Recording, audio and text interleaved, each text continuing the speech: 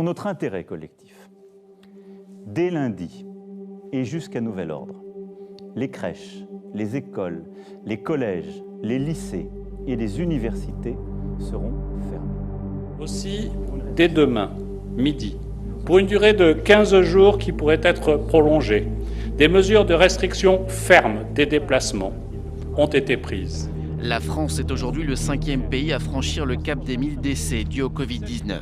Le bilan a déjà franchi les 2400 décès aux États-Unis. Les malades continuent d'affluer en Espagne, qui compte désormais près de 12 500 morts du coronavirus. L'Italie, de son côté, demeure le pays européen le plus endeuillé, avec près de 23 000 morts, dont encore 525 sur une journée. Les professionnels de santé payent un lourd tribut. 125 ont succombé au virus.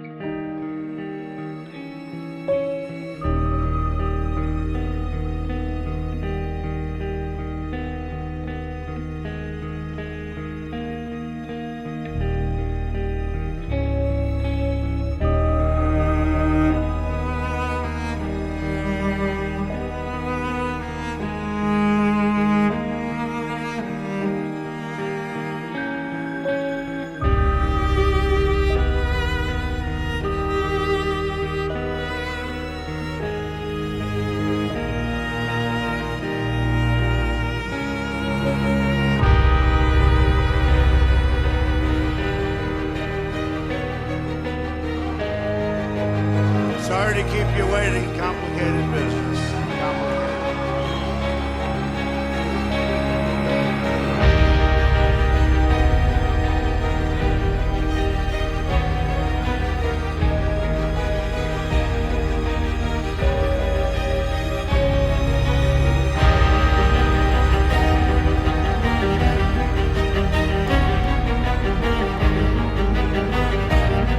Elle est accusée de ne pas avoir réagi au domaine d'épidémie, contrairement à l'Allemagne ou au Japon. Peut-être une preuve de plus que la France était qu'en attente de cas sur son territoire. Comment n'a-t-elle pas pu se douter de l'ampleur que la maladie allait prendre ?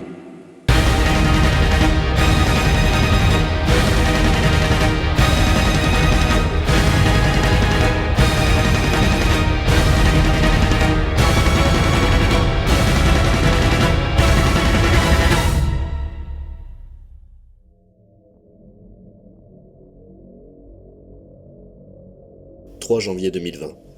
Un article de la BBC fait état d'un mystérieux virus en Chine, dans la ville de Wuhan, dans la province de Hubei. Déjà 44 personnes seraient infectées, dont 11 dans un état très grave. Très vite, le marché de Wuhan est pris comme cible dans l'origine de l'épidémie, avec ses ventes d'animaux sauvages pour la consommation. Selon une liste diffusée sur internet en janvier 2020, on y trouve des chiens, chauves-souris, pangolins, salamandres géantes. Ce qui n'étonne pas les scientifiques puisque, en effet, une maladie similaire était déjà apparue en Chine en 2002. D'après des études sur des chauves-souris, elle aurait été localisée dans la province de Yunnan et inquiétait déjà l'Institut de virologie de Wuhan, qui avait alors envisagé un retour imminent du virus.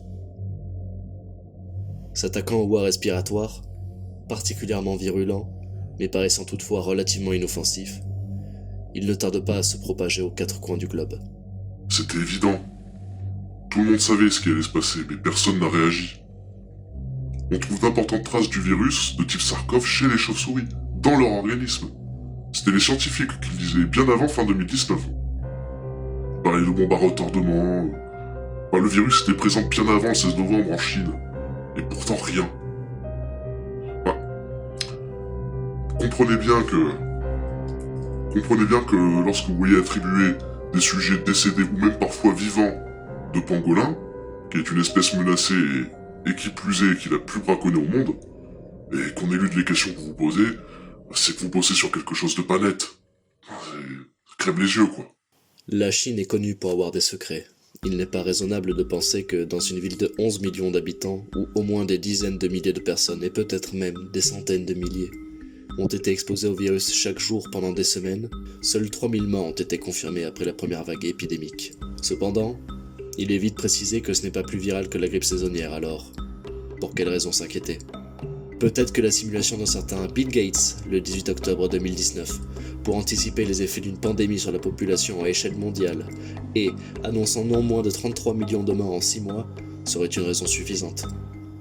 Ou encore, toujours en octobre 2019, John Makerthwaite, qui sur la couverture du journal The Economist faisait figurer un pangolin, l'animal qui sera pointé du doigt un mois plus tard comme à l'origine de la transmission du virus à l'homme.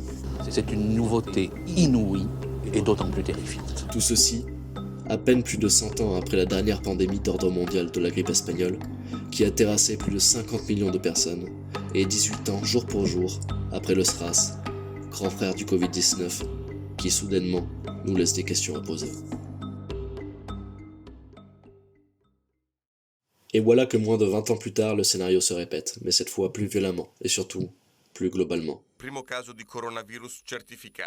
the coronavirus outbreak continues to... Sí, acaba de salir el nuevo parte. It was evacuated after nearly every resident. Les cas ont donc été détectés. Ils sont de 2000 personnes contaminées, plus de 300 dans... Nous sommes en guerre. Un scénario partagé par tous les dirigeants de la planète, d'est en ouest. Mais pourquoi la Chine, encore une fois?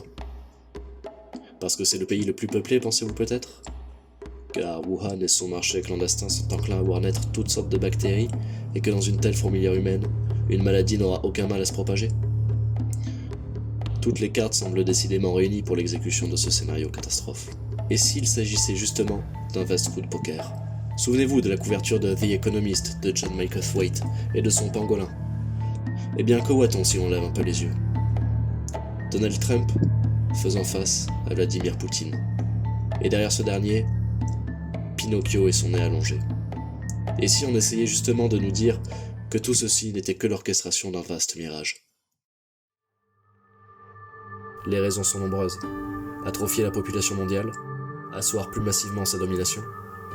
En effet, le virus passant d'abord par les personnes âgées, de forte corpulence, ainsi que les personnes présentant déjà des antécédents médicaux, le virus mène à mettre en avant une population jeune, donc plus malléable.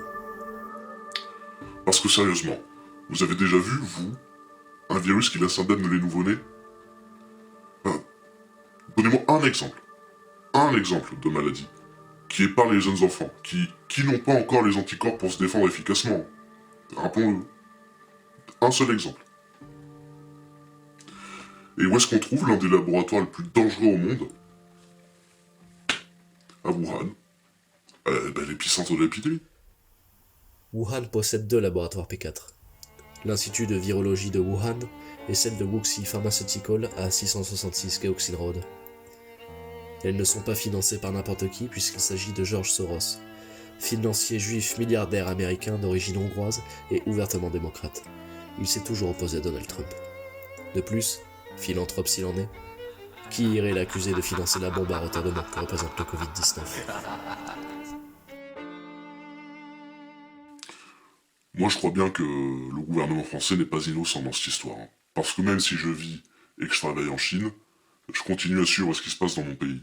Et d'ailleurs, je tiens quand même à vous dire que moi, tous les soirs, à 20h, je suis sur le balcon en train d'applaudir. Les gens, ils comprennent pas, ils me jugent très probablement, mais je reste français. Bref, je divague. Donc oui, on sait que le gouvernement français finançait le projet en 2017. Et qui peut-on retrouver auprès de George Soros dans une des photographies de la cérémonie de financement? Yves Lévy. Et avec qui est-il marié?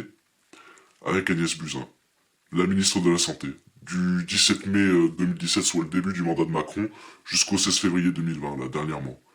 Et elle-même, elle est accusée de ne pas avoir réagi au début de l'épidémie, contrairement à l'Allemagne et au Japon. Peut-être une preuve de plus que la France était qu'en attente de cas sur son territoire. Comment n'a-t-elle pas pu se douter de l'ampleur que la maladie allait prendre? Pour une ministre de la Santé. Le gouvernement français est donc au cœur de l'organisation des laboratoires. Mais qui tire les ficelles? À qui pourrait vraiment profiter cette pandémie?